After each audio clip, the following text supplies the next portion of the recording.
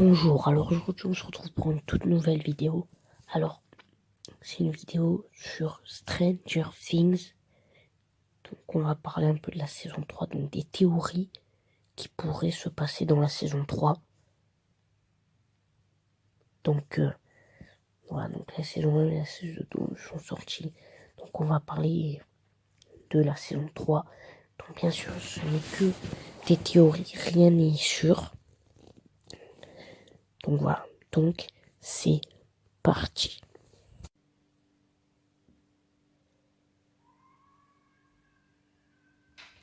Donc voilà, donc la première théorie c'est Billy va aider les monstres. Parce que tout simplement on a vu dans quelques épisodes que ça n'allait plus trop avec sa famille, surtout avec son père. Donc peut-être qu'il voudrait se venger, tellement il aurait de la haine contre son père en aidant les monstres. Sauf que il ne contrôlera pas ce qu'il fera et ça pourrait vraiment partir en vrai. Donc je pense que c'est une théorie qui peut être valable. Donc voilà, on passe à la deuxième théorie.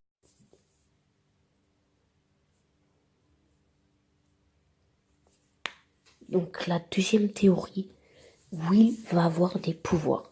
Donc je pense qu'il aura des pouvoirs vu qu'il a été dans l'Upside Down, il a vu des monstres, enfin il a eu des contacts avec les monstres. Donc on pourrait se dire qu'il aura des pouvoirs qui vont peut-être l'aider à la fin, mais comme au début il ne pourrait pas les contrôler. Et du coup ça pourrait endommager des choses. Genre, il ne pourrait pas contrôler ses pouvoirs. Et vers la fin de la saison, il pourrait les contrôler. On passe à la théorie numéro 3.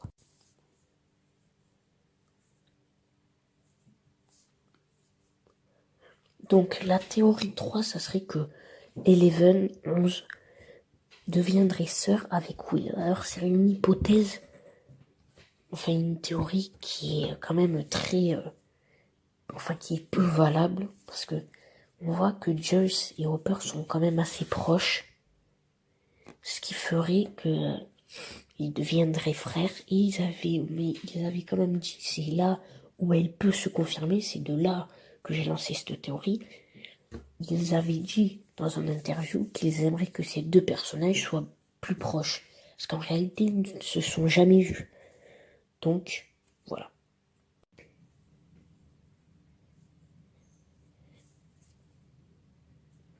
Alors, donc vous avez vu la théorie, mais juste avant, je me suis trompé, il n'y aura pas 5 théories, il y en aura 4. Donc maintenant, parlons de la théorie. Donc, l'Upside Down, le monde à l'envers, serait contrôlé par un seul monstre. C'est-à-dire que les démons-chiens, le monstre de l'ombre, donc le flagelleur mental, serait contrôlé par un seul. C'est-à-dire que moi, je pense, c'est pour ça que j'ai cette théorie, qu'il y a trois